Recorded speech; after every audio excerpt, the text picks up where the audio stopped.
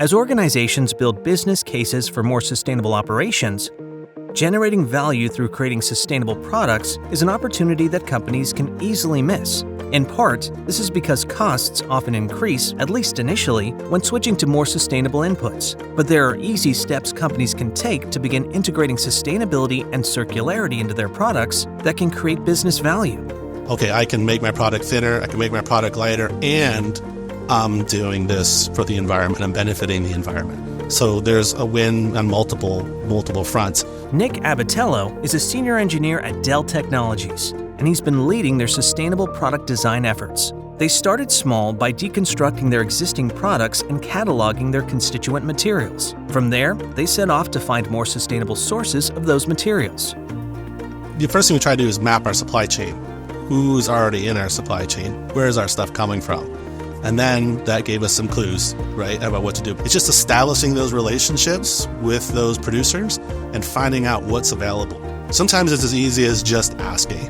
Dell reached out to their existing suppliers and found that a lot of them had options for more circular sourcing, whether that was with recycled steel, lower emissions aluminum, or even creative uses of alternative materials that were new to them.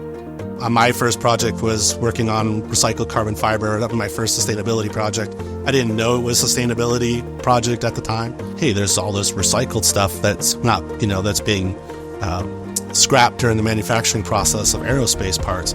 Couldn't put it back into an airplane, but in a notebook, it worked just fine. They also worked with and founded consortiums that have been creating new supply chains for recycled materials, like ocean-bound plastics. In some cases, they teamed up with competitors because ramping up the number of organizations asking for more sustainable materials increases demand for them. More suppliers, in turn, leads to cheaper prices. The perception is recycled materials don't perform as well as non-recycled materials. So far, like when you talk about metals, that's generally not true. And if you use good design practices, you can incorporate very high percentage of recycled content into your products, and you still meet the same performance requirements that you've always met before. Some of our monitors and desktops are 85% recycled content in the plastics. We've got 50% recycled content in plastics in our notebooks. And so far, I really don't think we found the limit of how much we can do.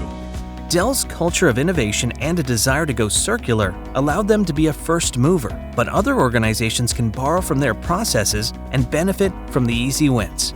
For Dell, some of the keys to generating a return on investment when making sustainable products was to secure supplier commitments and operate at scale. Replicating these efforts and others over time will augment customer loyalty, lead to reduced costs, or at the very least, cost neutrality, while reducing supply chain risks and boosting operational resilience. Per a 2023 Deloitte Consumer Signal report, customers reported a willingness to pay an average premium of 27% when buying sustainable products. I look at it as sustainability as a business imperative, right? Customers expect it from us. A lot of our B2B customers, they expect that you're doing things that are good for the environment. You're not going to be successful going forward in the current business environment unless you're addressing some of these issues, right? You're going to have to pull all the levers at some point. Circular materials, recycled materials, that's just one that's easy to pull. For more information about how to help your organization meet its other sustainability goals, go to our landing page.